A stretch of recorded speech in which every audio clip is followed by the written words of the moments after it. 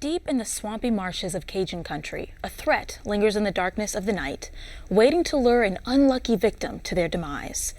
With folklorist Barry Ancelet as our guide, we'll take a trip deep into the swamp to learn the legend of the Feufollet. Deep in the heart of Louisiana's bayou, it's easy to lose your way in the night. Maybe it's the darkness, or is it the shadows, or is it the spirit of the Feufollet? Can you find me? Can you find me? One can only hope that if they are ever so unlucky as to cross paths with this entity, that they make it home alive. Many people describe them as the souls of unbaptized babies who were roaming in limbo, and you would see the light of their souls at night.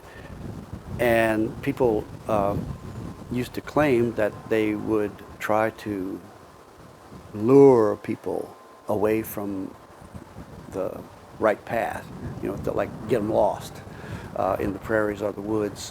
My aunt and uncle remember it and told lots of stories about seeing, the round bales that you see out now. They were as big as that, and they would roll and bounce, along the ground. That's what they said. They were big lights, big, huge balls of firelight rolling. And my aunt specified that they looked blue, whitish blue. There was a blue tint to them. As the story goes, the faint light of the Feufollet would shine for travelers walking Louisiana's roads and bayous at night. They'd see the spirit of the unbaptized child in the distance and confuse it for a candle or lantern that led them home. But as they followed it, the lights would lead them further into the darkness, and sometimes toward their death.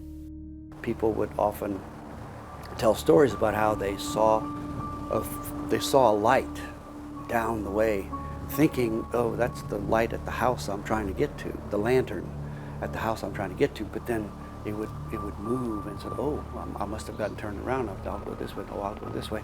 And they would get lost in the woods when in fact the light was moving.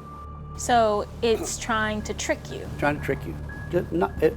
They weren't so malevolent. They weren't evil.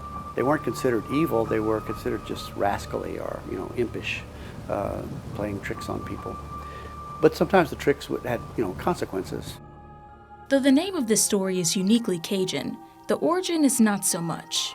The Feufollet is loosely based on the European will-o'-the-wisp, which is a ghost, fairy, or elemental spirit that seeks to lead you astray. The ball of light it emits is usually blue, and you could find them late at night in bogs or low-lying wet areas.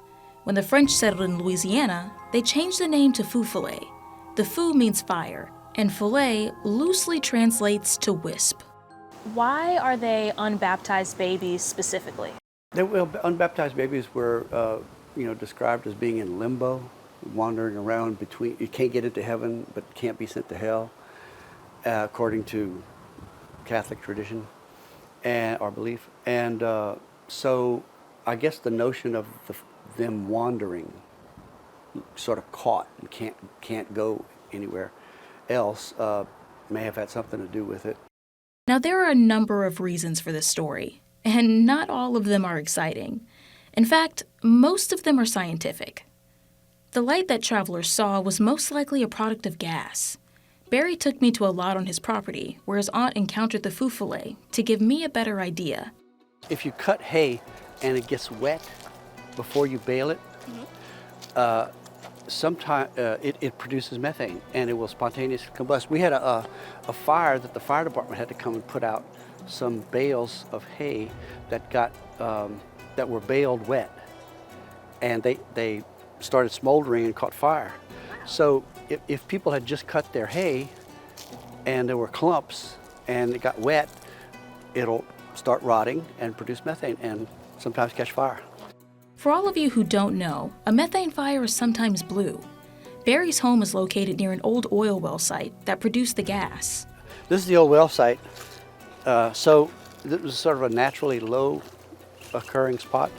And then right right behind those big trees, that tree line right there, there's a swamp. A swamp. Yeah, and it gets, holds about this much water. Maybe sometimes in heavy rains it'll hold this much water. My dad and uncle used to go catfishing in there, in fact. And that was another naturally occurring low spot. So it would, a spot that would have likely produced gas from decomposition. Barry's last explanation is a little more unconventional, but gas produced by cows on location could have also produced enough methane to cause a spark.